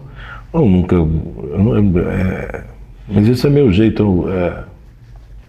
Como é que você me chamou mesmo, fotógrafo guerra? Não, subversivo. Eu sou subversivo. Se você quer me maltratar, eu não vou na tua casa. Não, mas para mim é um elogio mesmo. Eu sou subversivo. Eu gosto de trabalhar com liberdade, cara. Para fotografar as mulheres todas nuas, e com essa liberdade de fotografar frontal, certo? Eles têm que me respeitar muito. E esse é um tipo de trabalho que eu não vou mostrar em revistas e tal, estou mostrando aqui, mas não é um negócio que vai publicar na internet, porque você tem que ter o respeito pelo outro também. Mas e eu aprendi muito com eles, muito mais com eles do que com meus professores lá de outrora. Deixa eu te perguntar uma coisa, não sei se você consegue me dizer isso. Assim, bom, muitos de nós aqui somos fotojornalistas, que diferentemente da documentação, nós não temos, pela imposição no trabalho, a liberdade e a possibilidade de permanecer um tempo razoável, falando das tribos dos povos originários. Você não tem, eu já passei por isso. Você tem 7 dias. Sabe? Você vai viajar, vai ficar 3 dias lá e volta. Assim. Pra mim, sempre foi muito horrível isso. Eu sempre achei que ia trazer um trabalho de merda. Tá? Embora pudesse até parecer que era bonito. Né? Mas eu sabia que não tinha conteúdo. Mas como é que os povos enxergam essa invasão? Eu sempre achei que eu era um invasor. Eu me sentia um Bandeirantes quando o jornal me mandava numa aldeia para ficar 3 dias e voltar. Que aldeia você foi, você lembra? Eu fui pro Xingu, fui para uma aldeia que a que mais me chamou a atenção foi uma aldeia você sai já na divisa com o Peru. Sabe? Com Peru? Peru. Então não é Xingu. Não, eu fui pro tá. E essa foi a que mais me chamou a atenção, porque eu fiquei 2 dias. Sabe? A Xaninca? Isso. Tá, isso E eu me sentia muito mal, assim. E foi bem tratado, sabe? Mas aquele bem tratado... As reservas não eram deles, era sua. Você estava com reserva, eles também... Mas a minha pergunta, você percebe, você sabe, você consegue dizer como é que é a visão deles para esse invasor fotográfico, vamos dizer assim? Eu vou te contar uma história mais antiga, dos relatos dos viajantes, tanto de Cavajal, quanto de todos os outros que chegaram nas terras hoje Terra Brasília, né? Encontramos uma população de pessoas, eles andam todos nus, eles são alegres, são felizes, já nos receberam muito bem. Nossa, parece que nós encontramos o paraíso. Porra! Segundo ato, vamos escravizar esse povo. E o rastro que toda a Europa deixou por onde eles passaram é de miséria. O europeu não trouxe civilidade, ele trouxe miséria para todos esses lugares e levaram tudo que tem de melhor para lá. Os povos originários sempre nos recebeu a todos muito bem. E ainda os recebem bem, mas se você vai com desconfiança, se você vai com má intenção, eles todo é um ser humano que vai perceber, né? Mas, cara, eles são ótimos, são figuras alegres, são figuras diferentes. Agora imagina isso, né? Eu tô lá na França, estava fazendo uma palestra lá num lycée e contando histórias e tal, e um jovem fala assim, o que eles comem? Eu olhei assim, dei um sorriso, eu falei assim, eu almocei com vocês aqui hoje. É mais ou menos o que vocês comem, eles comem lá. Aí o outro riu, né? Algumas pessoas riram, falaram, estão comendo comida francesa, né? Não. Batata é de onde? O chocolate que eu comi na sobremesa é de onde? O tomate, vocês acham que o pelate é italiano? Não, é de onde? O milho, e aí fui falando, e os temperos, isso, aquilo, fui falando. Eu fiz assim, aí puxei uma lista que eu tenho na bolsa assim, e eu fui falando os nomes assim, e os nomes em francês, que eu já tinha marcado. Ele falou, falar tudo em francês, porque eu sabia que aí ia dar uma merda dessa. E fui falando, pois é, imagine vocês sem América, a culinária francesa ia ser muito parecida com a culinária inglesa. Aí todo mundo caiu na risada, porque um fato é esse. O mundo hoje, a Europa é tão rica com tanta coisa porque eles levaram daqui, subverteram aqui. E eles vão falar, na América tem muita miséria. Eles deixaram a miséria aqui. Se tem a desgraça no mundo, você vai ver que o rastro por onde eles passaram é o que eles deixaram, miséria. Da África, da Ásia, da Índia e do Brasil e de todas as Américas. Isso não tem como não ser. Então aí você fala assim, poxa, como é que eles te recebem? Sempre me receberam assim, de braços abertos. São muito generosos. E o que eles querem hoje é fazer com que nós entendamos eles e respeitemos eles e trazer, porque na ideia deles somos todos uma família só.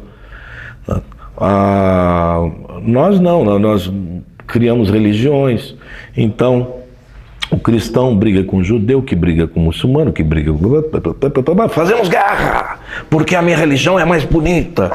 Mas o meu Deus é mais imponente. Mas o meu Deus... Eles estão lá cagando para isso. É a criatura que não tem um pensamento do acúmulo de riquezas, é a criança que é a dona do mundo, o velho que é dono da história e o homem que é dono da aldeia. Antes das feministas falarem assim, o homem, falando, não, o homem ser humano, como gênero, não estou falando como sexo. Isso é uma frase dos Vilas Boas, uma frase do Orlando Vilas Boas. E dentro dessa frase dele eu faço uma analogia. Então, aqui dentro da nossa sociedade, né, a criança, a mãe sente as dores do parto, e de repente a criança nasce, vem um médico e dá uma porrada nele, certo? A criança, aquela coisa, e tira da mãe, porque não pode mamar agora, vai lavar essa criança porque ela está suja com o sangue da mãe, certo? Ela vai para uma câmera hiperbárica, aquela coisa toda e só depois vem a mãe que vem a criança que é colocada no seio da mãe, mama um pouquinho, tira essa criança, volta para a câmera hiperbárica e cuida, porque essa criança... Mas isso somos nós, hein? E essa criança vai crescendo.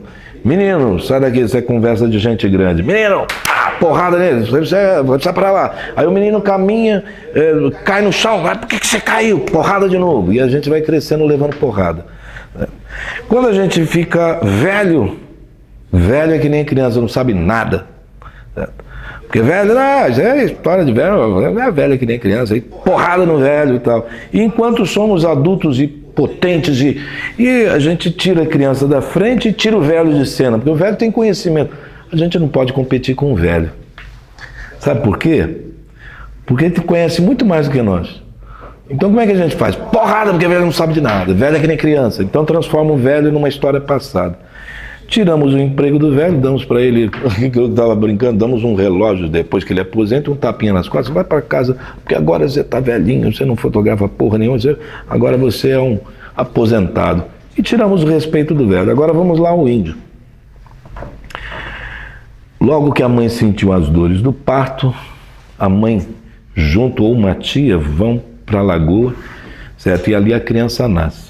A criança pega no colo e coloca no peito. Essa criança gruda no peito da mãe que não sai mais. Ela coloca aquela tipóia aqui, essa criança fica ali. Essa criança cresce com ela para lá e para cá, a criança está ali junto. E essa criança vai crescendo e vai aprendendo de tudo. Uma certa feita na aldeia Craô, a menininha estava no colo do pai dela, Curacrai, e ela caminhou para o fogo. Pequenininha, assim.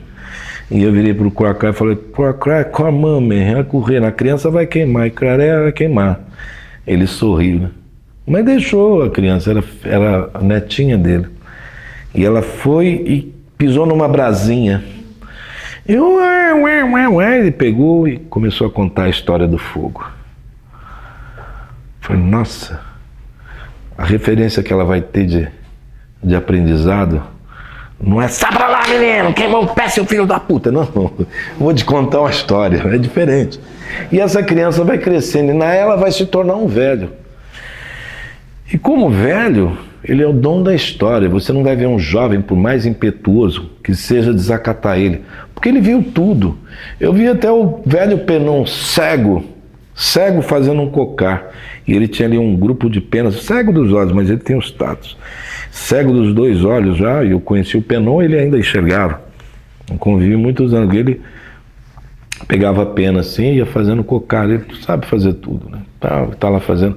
Aí o netinho dele vinha e pegava uma pena de galinha e dava para ele.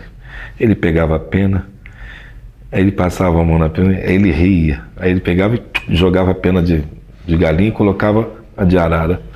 E tá rindo, mas aí o netinho ia lá e arrumava outra pena. Ia lá e dava pro avô dele, aí ele sorria e tal, e jogava fora. E teve uma que ele fez, mas sorrindo, sabendo que era. Depois ele pega e falou assim, não, agora que eu vi que é de galinha, e o netinho, aí ele pegava, desmanchava e aí continuava. Toda a paciência do mundo para brincar com o neto. O aprendizado é longo e ele não tem pressa para fazer aquele cocar. E assim, eles pensam diferente. É a criatura que pensa no outro, vê o outro, entende o outro, olha para o outro e principalmente para os seus. No caso ali era um neto, ou bisneto talvez, até tataraneto. Nós não temos, nós perdemos a paciência. Filho, quer estudar? Vai para a faculdade. pode ir para a faculdade, mas senta aqui que eu vou te contar uma história. Nós não fazemos mais isso. Eu faço isso com meu filho a vida inteira. Eu voltava da Amazônia, teve um período que eu estava sem trabalho, isso em São Paulo. Aí não tem nada a ver com a fotografia, mas não tinha trabalho nenhum de fotografia. Aí eu virei para a mulher, o Léo ali pequenininho, falei, você quer saber de uma coisa? Manda essa moça aqui que cuida dele, leva ele para a escola e embora, eu vou cuidar dele. Como assim? Não, eu vou passar agora o próximo ano cuidando do filho. Ficou desconfiado, mas eu comecei a dispensar uma moça. Eu acordava cedo, dava banho nele, dava café da manhã, levava ele para a escolinha. De vez em quando eu esquecia de buscá-la, mas eles me ligavam e falavam, tô indo lá. Distração de... Mas aí eu comecei a fazer isso, e aí eu não fiquei 1 ano, eu fiquei 2 anos fazendo isso. Por quê? Porque, porra, era meu filho, e eu aproveitei pra caralho. Cara, foi divertido, porque eu pude curti muito com ele, essa coisa da infância. Então eu passei mais tempo brincando com ele do que fotografando. A mãe dele trabalhava na Globo, estava com um bom salário, vamos dizer assim, e eu cuidava, fazia almoço, café da manhã, almoço e janta. Mas um dia me irritei quando, 2 anos depois, ela chegou e ela falou assim, ué, comida não está pronta? Eu falei, porra, preciso voltar a trabalhar. Aí eu não gostei. Falei, não, isso não pode, não é possível. Isso é cromo. Eu gosto a textura do cromo. Isso é cromo. Aqui não é digital, mas o cromo é outra textura, né? Tem algum lugar que você ainda quer fotografar, que você ainda não foi, ou que você quer revisitar? Ou... Todos os lugares que eu ainda não fui. Todos, não tem um que eu não queira ir. Dizer assim, qual é a sua melhor fotografia? É aquela que eu ainda não fiz. Essa ainda vou fazer. Não tem. Você fotografou uma aldeia fora do Brasil? A Venezuela já. Mas Venezuela... Venezuela. Mas não com esse... Colômbia também. Mas não com esse mergulho, com essa intimidade de mergulho e tal. E isso é... Mas aí eu resolvi que eu tenho que me dedicar aqui, porque são 305 etnias. Eu não quero abarcar a América Latina, não dá. Já me convidaram para ir para cá, para o Chile, para isso, para aquele, todo lugar. Mas eu falei, não, mas eu estou dedicado aqui, eu preciso retratar isso aqui. Eu preciso... Só que é uma fotografia técnica. Vocês estão vendo que lá no fundo tem umas... Aquilo lá é uma oca imensa. O Xingu é uma região de planície. Então o sol se põe na linha do horizonte. Aí você tem as grandes ocas. Então quando o sol abaixa, cria aquelas linhas, aqueles corredores de luz. E o sol abaixou ali e entrava aqui. E eles saíram da casa do Aritana, que tem 12 metros de altura. E eles vêm andando e eles entram no corredor de luz. Quando eles entram no corredor de luz, eu fotografo. Ou seja, eu me antecipei ao fato. E eu tenho o caminho que eles estão andando, que eles entram aqui, saem, o outro vai para cá. Então eles criam um caminho, você sabe que vai passar ali. Eu fotometrei ali, eu faço foco manual, deixei do jeito que eu queria. Mas aí o que eu faço? Eu fecho o diafragma, 3, 4 pontos. Eu só quero as altas luzes, as baixas luzes eu quero escuridão. Então, o que vai aparecer é o que está na frente. O que é sombra vira escuridão. Porque a casa está aqui, o sol entra aqui, aqui vira sombra. Então toda essa parede virou escuridão. É coisa técnica, na verdade. Porque todos vocês sabem, né? Mas eu gosto dessas brincadeiras. Mas tem gente que já perguntou para mim, isso não é estúdio? Eu falei, estúdio legal. É uma brincadeira, né? É gostoso essa brincadeira da luz e da sombra. Eu adoro essas coisas. Às vezes você perde elementos e tal, mas putz, é foda essa força das sombras, das baixas luzes ou das altas luzes, a escuridão dentro da casa. E isso é coisa que eu falo de Caravaggio, né? Olha aqui, ó. As sombras me lembram aquele símbolo lá de Brasília, aquelas sombras. Mas aqui são os 3 caciques dono do ritual do Jauari. E ali é o voo da abelha. Está lá em cima. Hã? Abelhinha. Mas é um contra-luz, né? Aí as mesmas 3 sombras de lá aqui, desses... As brincadeiras da fotografia. Aí que eu estava te falando não sei se eu falei para vocês, não sei com quem que eu falei, o monitor ele te traz um monte de luzes que na projeção não vem. A não ser que seja um projetor de alto lumen. Um projetor não vem essas sombras. Aí também é cromo. Eu tenho saudade do cromo. Também cromo. Esse daqui é o Quarupi do Orlando Vilas Boas. Na verdade, é o próprio Orlando Vilas Boas. É quando o espírito dele vem habitar o tronco. Quarupi é brincar ao sol. Cromo também. Esse daí é 6x7, inclusive. Mas vocês podem perguntar, eu vou contar. 2023. O Orlando faleceu em 2022. Aquela lá é 2023. Essa sequência de cromos que tem, eu fiz um ensaio lá que rodou 12 capitais. Eu fiz um ensaio imenso, que é Quarupi, a última viagem de Orlando Vilas Boas. E eu tive o patrocínio da Caixa e da... Como é que chama? Da Petrobras. Não patrocínio para fotografar ali, eu fui por minha conta. Mas eu montei o projeto para montar a exposição em homenagem ao Orlando Vilas Boas, que rodou 12 capitais. Mas o engraçado não é isso, é que assim, durante... As fotos em cromos é todos de um único dia.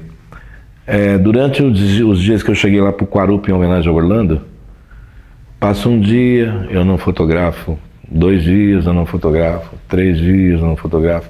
E aí vai ter o dia do Quarupi. E aí eu acordo muito cedo e eu tomei um café bem tranquilo, mas eu acordei bem de madrugada mesmo. E ali eu começo a fotografar, vou fotografar o dia inteiro. E no almoço, né, só tomava água, só passou o dia inteiro fotografando. E aí no final do dia eu estava exausto, dormi. E acordei no outro dia e aí nós fomos embora. Eu fui lá só para isso. E aí um amigo meu falou assim, cara, você não fotografou todos esses dias, só fotografou durante um dia? Falou, E aí? Falou, não, tem aí, é uma coisa minha, eu estava triste com tudo, então eu estava ali conversando com os índios e tal. E você acha que o trabalho ficou bom? Falei, eu não acho, eu tenho certeza, mas... Porque quando você fotografa, você tem que ter certeza do que você faz. Ou então você não é fotógrafo, o que está fazendo aqui? Eu vou pagar você para fazer um trabalho, você tem certeza? Ou você tem certeza, ou você não trabalha, você não é. Então eu costumo dizer assim, eu tenho certeza do que eu fiz. Mas aí é tudo cromo, né? Aí volto, e aí passa uma semana e o pessoal, e aí revelou? Eu falei, não, ainda não. Mas por quê? Eu falei, não, tô com pressa não. Esperei, aí eu tinha outras coisas para fazer, fui ver família e tal, e fui para Minas. Aí eu revelei, peguei as fitas, coloquei assim, um monte de cromo, 6x7 e 35. Aí eu liguei a mesa, aí comecei a olhar, aí me veio um sorriso, cara, falei, puta que legal, gostei. E aí eu montei o projeto. Aquilo é um único dia de fotografia. Aí você fala assim, mas como é que você fez isso num único dia? Eu fiquei 4 dias pensando. Depois de pensar 4 dias vendo tudo, ou você faz muito bem feito, ou então você vai cagar no mato. Né? E ficou do caralho, porque eu passei 4 dias pensando aquilo. E eu queria fazer algo diferente, eu queria fazer uma coisa que tivesse esse brilho aqui, ó, essas coisas aqui, ó, esse desenho, isso é tudo cromo, cara. E ficou do caralho. É um negócio meio doido, daqui já não. Mas é aquilo lá para trás. Então você vai fazer um trabalho, quanto mais você entende o que está acontecendo, quanto mais você sabe, quanto mais você domina aquele assunto, quanto mais você está embebido desse assunto, melhor ele sai. Isso daqui foi também no mesmo dia, aí é 35, preto e branco. É um HP5. Wilford HP5, 400. Ultimamente tem muito coletivo de próprios indígenas retratando Sim. sua cultura, seus hábitos. Uma grande parte são alunos. O que você vê que eles enxergam que você não enxerga? Não é que eles enxergam o que eu não enxergo. Todo mundo enxerga diferente, não é eles, é qualquer um. Acontece o seguinte, o que ele vai ter de cenas, de coisas diferentes, é porque ele vive lá. Mas eu também faço isso, eu também vivo lá. Esta é a dinâmica, mas assim, tem coisas que eu vi na fotografia deles que eu falei, nossa, eu nunca vi isso. Porque aquilo lá só acontece você vivendo lá. E aí tem o Piratá, nós vamos um projeto para fazer um livro dele, né? E aí ele falou assim, como é que eu faço, Renato? Eu falei, então vamos lá, Pira, vem cá. Senta que lá vem a história, né? Vamos dizer assim. Você não fique preocupado em fotografar a comunidade. Eu quero que você se preocupe em fotografar a sua família. Você vai contar a história da sua família. Você vai contar a história do seu avô, do seu pai, da sua mãe, de vó, de tia, o trabalho está ficando lindo, cara. E aí eu falo para ele, tenta buscar a textura, tenta buscar, agora ele está com uma máquina, uma Z7 II, pô, 45, mas assim, com umas lentes boas. Aí ele falou, não, preciso de uma tela. Ele falou, esquece isso, eu não uso nada disso de tela, mais é 50mm. Pensa imagem, pensa textura, pensa desenho, mas mais do que isso, pensa história. A história que você vai contar da tua família. Porque nós vamos escrever isso de uma maneira poética e tal, e aí vai, né? E ele está lá embebido nisso. Eu vou me encontrar com ele agora para ver o material dele. E depois vou ter que ficar com ele para dar um direcionamento para ele melhorar isso. Porque aí é um livro dele, não é meu. Eu sou só um orientador, um curador, um amigo, na verdade, né? Para contar um pouco dessa história, dessa brincadeira da fotografia. Respondi a tua pergunta? Sim, mas eles foram fotografar, você fotografar a sua cultura deve ser mais fácil, né? Necessariamente não. Você fotografar... Cara, qualquer coisa que você vá fotografar, se você não tem intimidade com aquilo, é difícil você chegar num outro... Eu tenho muita intimidade com eles, eles têm muito carinho comigo, tem muita brincadeira. Eu estou no alto dessa casa aqui, isso não é drone não, isso é foto mesmo. Eu subi no alto da casa para poder pensar a fotografia e tal. Isso é a roda do Jauari, né? Aí você tem as crianças brincando, elas não estão nem aí comigo, ninguém está olhando para minha cara. Ali é um ritual. A dança do Jauari, a dança das flechas, esse daqui é o Jauá. E ali você vai ver os olhos dele, mas aí você tem um monte de olho, né? E você tem um monte de dente. Ele está querendo dizer, eu sou um monstro, eu sou perigoso, porque é uma guerra. O que você tem que entender é o que está acontecendo. Mas aí eu olhei isso daqui e vi esse monte de cores ali no fora de foco, né? E aí eu gosto dessa brincadeira. E quando eu estou olhando, eu estou vendo outras coisas. Eu não pode olhar só para o que você está fotografando, mas para o que você está fotografando no conjunto. Esses são os pássaros. Os pássaros são os caras que vão... as lançadeiras e tal. Mas eles são as figuras que vieram lá de cima, que vai trazer a festa e tal. Aqui ele colocou esse cocado de ponta cabeça, ficou parecendo 2 olhos. Você está pensando que ele não está olhando você por trás. É a coisa da brincadeira. Mas essa daqui eu acho mais interessante, porque você tem um cara sentado lá e ele está assim, né, assistindo do alto. É aquela oca que eu subi. Tem mais gente lá em cima. Um desses momentos eu subi lá. E aí ele está batendo nesse personagem aqui, que é o Tu. Tu é primo. Ela já foi construída para ficar lá em cima mesmo, já foi construída? O quê? A oca? Não, ninguém sobe naquela oca, não, isso é uma casa. Mas essa daí ela estava em construção ainda. Então dava para ter acesso, mas normalmente não se sobe. Sim. Você está vendo lá aquela casa lá, ó? Você está vendo aquele monte de madeiras ali em cima? Aquilo é para segurar a palha de vento. Porque é uma casa bem alta, ela está mais distante, mas ela é mais alta do que essa. Isso é palha do sapê. Quando eles colocam aquilo é para durar mais. Mas normalmente não coloca não, é bonito. Aqui é a castanha do pequi, nas mãos do El Lupe, a mão dele forte, uma figura forte, né? Aí os olhos pintados nas costas, ele está dizendo, estou vendo você, estou olhando para você. Mas aí também me lembra o Picasso, né? Com a pintura dele. Aí você falou, pô, mas isso lembra coisas da África. Meio assim pra gente, assim, observando também meio teatro, né? Mas toda representação, festas de festejo e tal, é um teatro da vida, né? Ali é a representação da guerra. Duas aldeias se encontram e elas vão lutar entre elas. Mas elas vão lutar com alegria, com música, com coisas diversas. Você pega a história, por exemplo, da Cavalhada, é guerra entre mouros e cristãos. É um folguedo, né? Certo? É o ataque dos cristãos. Aí você tem os personagens do Bobo Velho, esse, aquele outro, tal. Do Boi você tem a Catirina, isso, aquilo. E eles têm as histórias deles também, como também tem as suas mitologias, seus deuses, os arquétipos de criação. No cristianismo não nascemos do barro, né?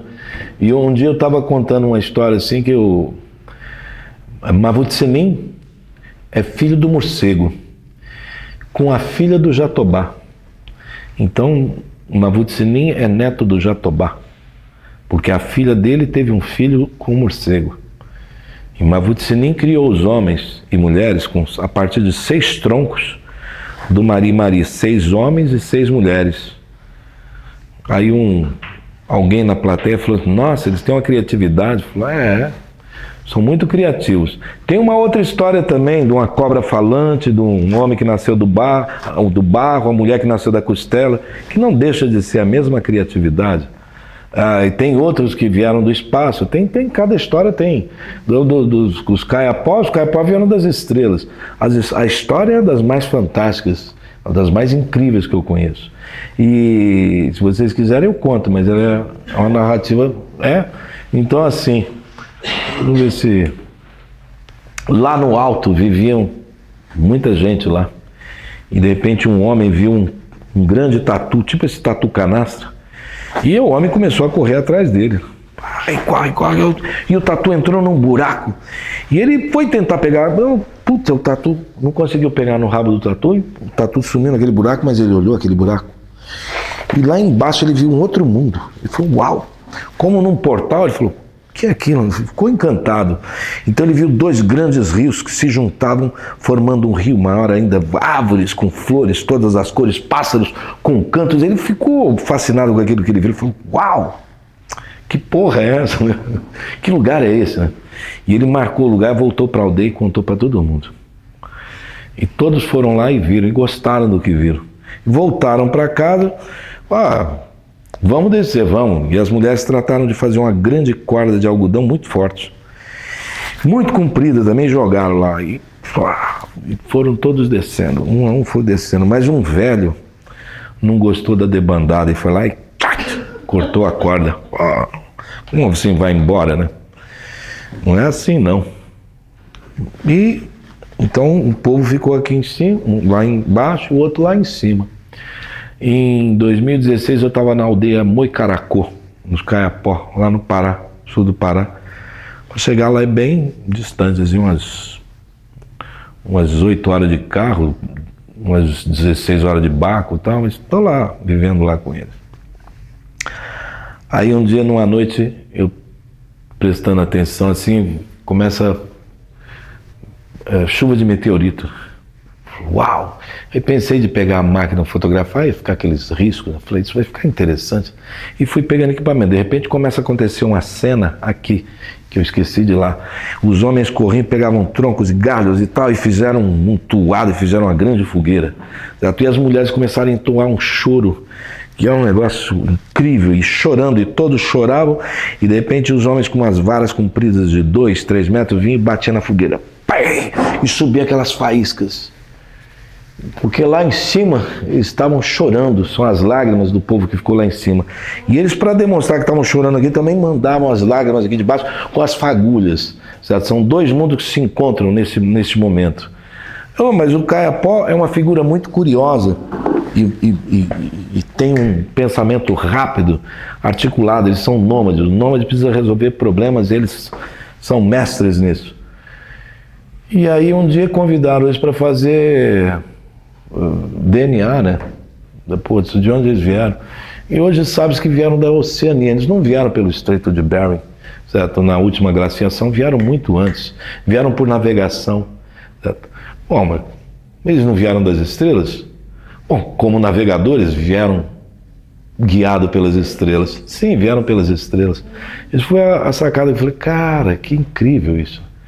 O povo das estrelas, sim, são fora de série. Isso daqui é a construção da canoa, feita com a casca do jatobá. Mavut-Sinim, depois que criou os homens, passado muito tempo, ensinou os homens a fazer a canoa com as roupas do seu avô, o jatobá, porque a canoa é feita com a casca, não é com o tronco. O tronco vai ficar desnudo depois. Aí tá vendo a casca do jatobá? Não derruba para fazer, né? Não, a árvore fica lá em pé. Certo? Só a casca. Aqui eu não coloquei o ensaio inteiro, porque o ensaio inteiro, putz, tem mais de 2.000 fotos, mais de 3.000 fotos. O ensaio só da construção da canoa. Teve uma máquina que eu coloquei só para ela ficar repetindo, clac, clac, clac, clac, em sei lá quanto tempo. Tem outra que a outra eu fiquei na mão, fotografando para lá e para cá. Essa que ficou repetindo, eu não sei mexer com o mecanismo. Eu coloquei um assistente indígena, falei assim, você vai ficar aqui, aí você vai pegar esse cronômetro, quando der X tempo você fotografa. E daí assim por diante. Ele falou, só isso, Renato? Só. Você vai me pagar, vou, mas faz aí, fotografa aí. Não muda nada, só fotografa. Porque aí pega todo o processo do giral. E a casca saindo. Aí quando você junta tudo, aí você tem uma história. É meio... Minha cabeça é meio maluca para essas coisas. No amanhecer do dia, aqui a pesca no Ipavu, aqui já é o pajé indo ao amanhecer do dia na Piulaga, rezar para pedir licença para todo mundo poder entrar e pescar. Aí é um outro tipo de pescaria na Piulaga também. Aí a Lagoa dos Cuicuro. Aqui é Rio Paru Deste, Apalá e Uaiana, Serra do Tumucumaque, 60 dias de barco saindo de Almerim. É pertinho.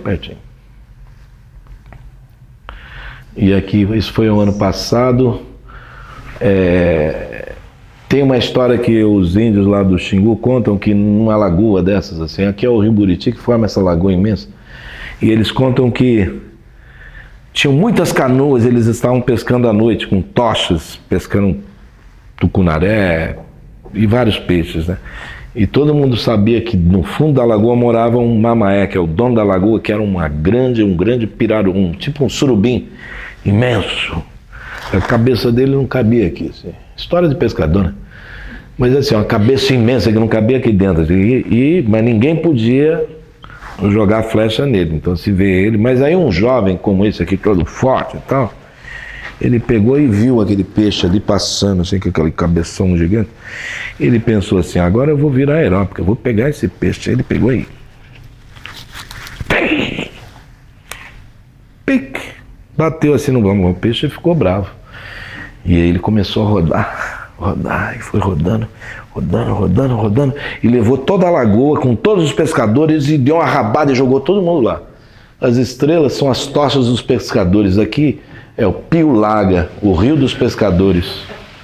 Ó, tem até a cena da água. Porra, depois dessa, nunca consegui contar essa história com essa... Dá outra descarga. E isso é um fantástico, né? E aí eu comecei a brincar com esse cenário do imaginário fantástico. Aí você vai perguntar que luz é aquela lá, é uma lanterna que eu coloquei na cabeça dele. Aí é uma Aí que eu falo assim, a engenharia da fotografia, quem fala isso é o Walter Filmer, né?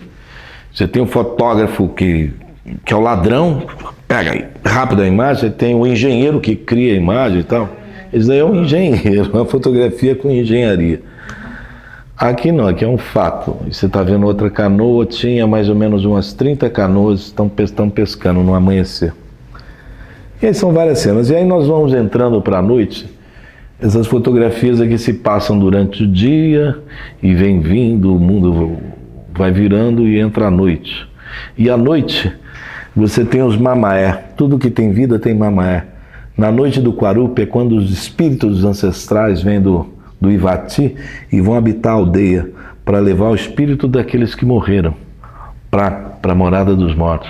E em volta das fogueiras contam-se histórias. É a luz que domina, a luz da noite, né? E é interessante porque eu costumo dizer assim, eu vou sair para fotografar os espíritos. E toda a brincadeira das sortes e da magia que você possa encontrar como luzes, né?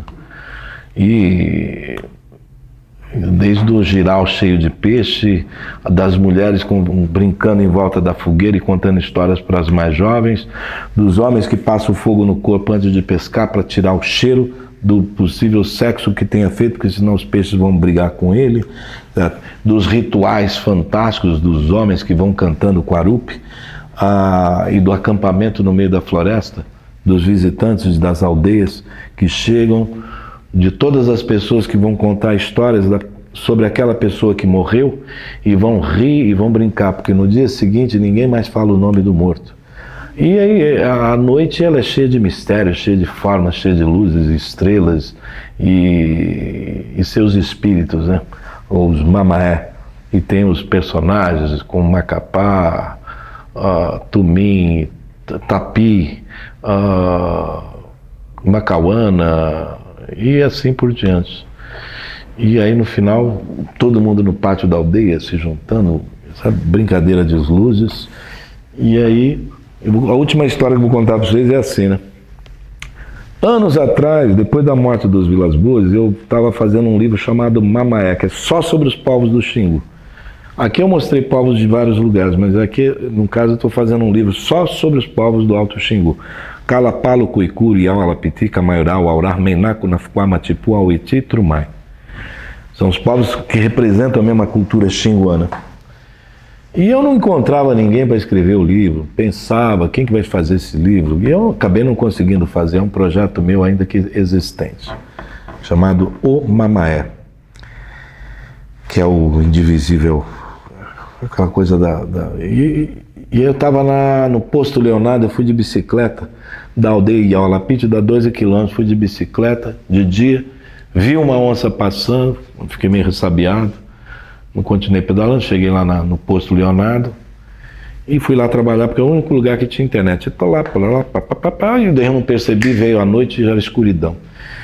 E aí encontrei com o governo é apelido dele, mas daqui a pouco eu lembro o nome dele, governador. Falou, governo, tem alguém para me dar uma carona lá para a aldeia Iaualapiti? Tem não, Renato. Falou, como não tem, rapaz? Eu não vou de noite, eu topei com uma onça de dia, de noite ela não vai topar comigo, ela vai atrás de mim. Ah, vai. Falei, pois é. Não tem não. E o Pipi não tá aí? Não, não tá não. E o outro também não tá. Falei, pô, mas tem lugar para dormir na tua casa? Não tem não. Falei, o que eu vou fazer? Aí ele virou para mim e falou, dorme lá na casa do velho. O velho é o Orlando Vilas Boas, que já havia morrido. Ele tem uma tapera lá no posto Leonardo, uma casinha pequenininha, menor que isso daqui, né? Falei, mas você tem a chave lá? Eu tenho. Pô, mas eu não tenho rede. Não, eu tenho uma rede. Ele foi na sala, tinha uma rede lá esticada na sala dele. Eu olhei assim e falei, mas eu posso dormir nessa rede aí na sala? E posso. Mas ele não queria que eu dormisse lá, ele queria que eu dormisse na casa do velho. Porque ele quer saber se eu sou corajoso de dormir na casa do velho, porque tem gente que diz que viu ele lá, né? Viu o espírito dele, viu o mamaé dele. E é escuro, lá não tem luz, não tem energia, não. Falei, mas...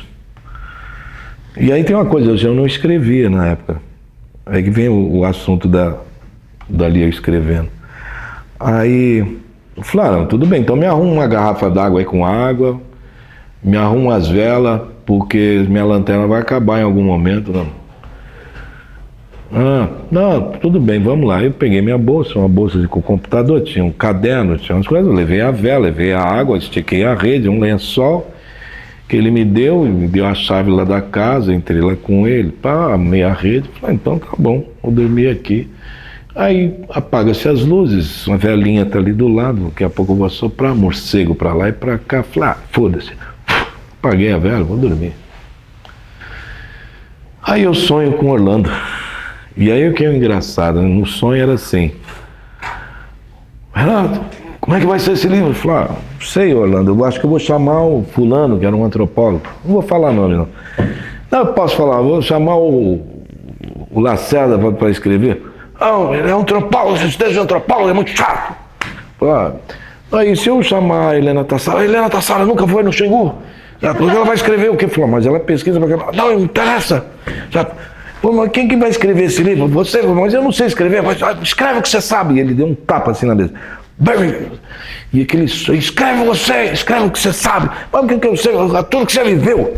E eu acordo com aquele som da voz dele na minha cabeça. E acordo assim, me dá um rompante. E de repente eu pulo da rede, acendo as velas e pego o meu caderno, pego a caneta e começo a escrever. Sentei numa mesinha parecida com essa. Coloquei mais outra vela, falei, agora, e comecei a escrever coisas como eu estou contando aqui para você. Comecei a escrever histórias que eu passei, histórias que eu vi, e fui escrevendo, e virou outra página, comecei a escrever, eu não conseguia parar de escrever. Falei, que coisa doida. E escrevi, e aí eu fui lembrando de outras histórias, falei, eu acho que eu tenho capacidade de que eu continuei escrevendo do jeito que eu conto a história. E o dia, de repente, começou a amanhecer. E eu peguei, abri a janela, olhei e falei, nossa, o Rio Tuatuari tá ficando lindo. Amanhecendo, o sol ainda não tinha subido, aquela névoa assim, já clareando. Arranquei a roupa, desci, pulei do barranco, mergulhei, voltei e continuei escrevendo. Tomei um gole d'água e continuei escrevendo. E de repente eu me sinto sendo observado. Eu achei estranho essa sensação. De repente eu olhei para a janela assim, tinha 2 índios. Eles estão assim, na janela. Você viu o velho? Aí eu caí na risada, eu falei, eu vi. Aí eu contei pra ele, falei, tá vendo, Renato? Você tinha que encontrar com ele. Você não tem medo? Eu falei, não, ele era meu amigo, eu vou sair assustado. E aí eu comecei a escrever, porque antes eu não escrevia. A minha narrativa sempre foi de falar, eu tenho uma boa memória para isso. Mas quando você escreve, você também relembra de coisas que você talvez não tivesse ideia. Então o texto também, o meu diário de viagem passou a fazer parte do meu cotidiano. Então eu sempre levo alguma coisa para escrever. Mas como diz um amigo meu, Renato Soares é um ágrafo, é igual índio, fica contando história. Eu gosto de contar histórias. E é isso, obrigado.